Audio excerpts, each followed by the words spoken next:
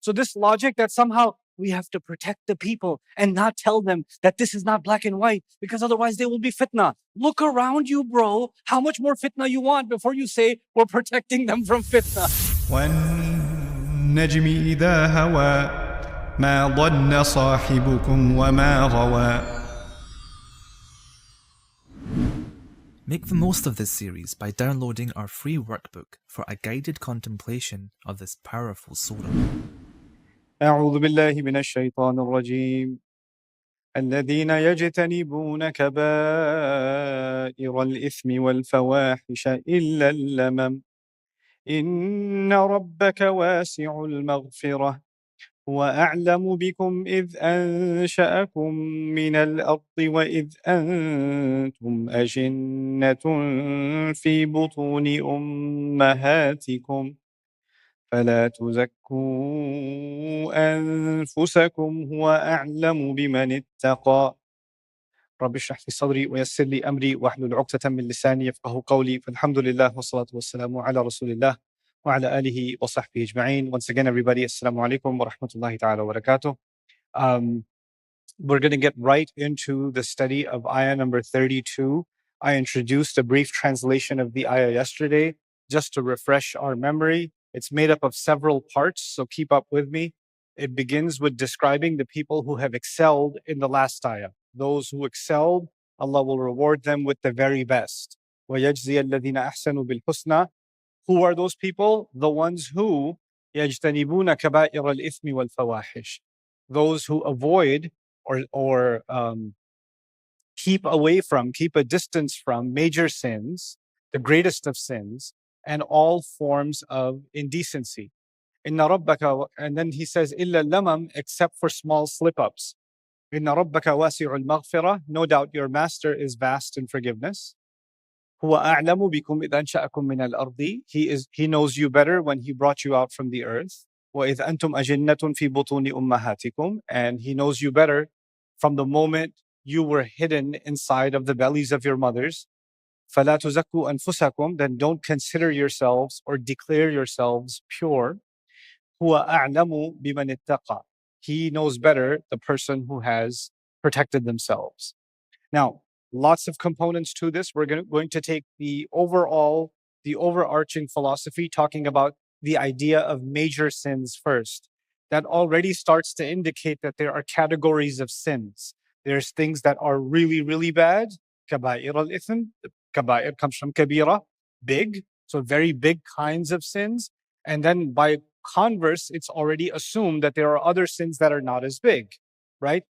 Also, you should know that in this religion, there are deeds that have very high level importance.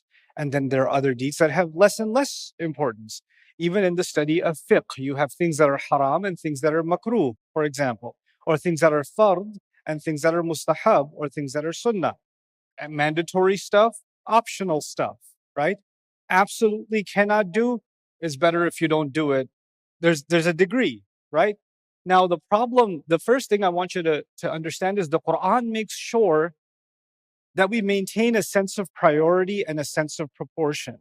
The way I want you to think about it is, there are some things that you absolutely must not do, or there are some things that you absolutely must do. And then like in school, your professor tells you, listen, you cannot cheat on the exam. You cannot plagiarize your term paper. Absolutely not. And he also says, don't be late to class, right? But he's not going to expel you from the university for being late to class. You cannot put those in the same category. You understand that, right? But if and don't skip classes.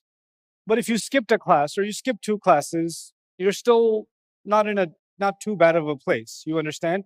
But if you skipped every class the entire semester, but you handed in your term paper, is that still a problem? Yeah. So a small infraction, but done repeatedly, can become a big problem. It's a small infraction, but it's being done repeatedly. But the other thing is, if he says, don't come late to class, and you say, okay, fine, I won't come late to class, but you cheat on the exam. And then when he's expelling you from the university, you're like, I was never late, right? So there's something wrong with you, because you have a twisted sense of proportion.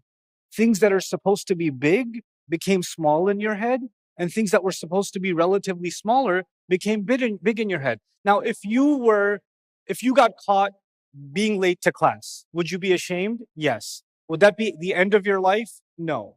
But if you got caught faking doctor's notes or faking you're putting your name on somebody else's paper and you got caught for that, would the guilt of that be much bigger? It would be, right? And the remorse you have, the regret you have would be much bigger. Would it be much more devastating for you? Would it be a much more difficult thing for you to get over? Yes. But being late to class and you're depressed about it for the next 5 days, I can't believe 3 minutes late. I don't even know how to. Then you, again, have a psychological disorder. You have a problem. Now, I'm giving you this example because in our religion, there's actually some things you're supposed to feel really, really bad about. Like if you did that, you're supposed to feel really bad about that. Those are the kaba'ir al-ithm. Those are the major, major sins. Then there are other things. Oh my God, I joined the jama'ah late for Fajr. Oh, I missed my sunnah prayers. Oh, I walked into the house, but with my left foot. I forgot to say Bismillah before I ate the burger. Or whatever. Something, small infractions, yes? When you start obsessing over those, then you lose sense of proportion. You're misplacing big feelings on small things, right? But I want you to understand something. Just like a car or just like a machine, the human heart and our emotions, we have limited fuel. We have limited fuel. You can only be so excited until the juice runs out.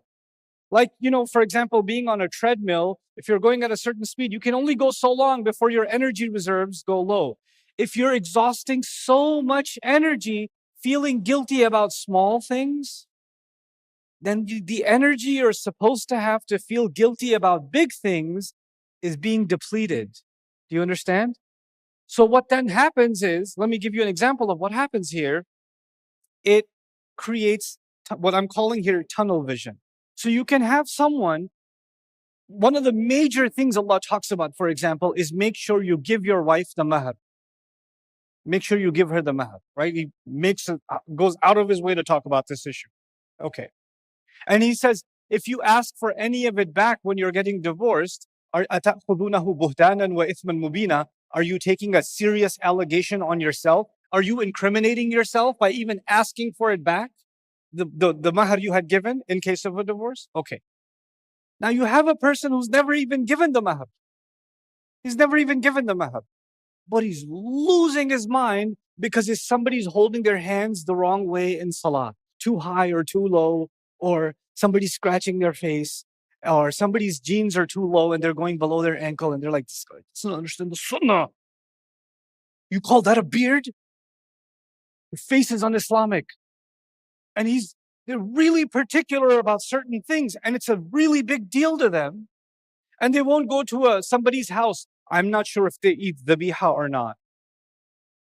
I don't know. They're Muslim, but are they Muslim with a capital M or lowercase? I don't know. So we can't be sure. Let's find out where they get their goat killed from first. Right?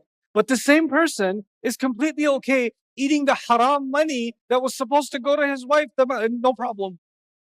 No problem. You know what that is? A twisted sense of what? Proportion. These ayat, then when Allah says, the people who excel, they stay away from major sins. What does that tell you? They're vigilant. They're on guard about the right major things. And even though the smaller things are important, they're valuable, they don't get lost in them to the point and get obsessed with them to the point where the major, major things they're supposed to be dealing with are now getting lost. They're not even fulfilling those responsibilities.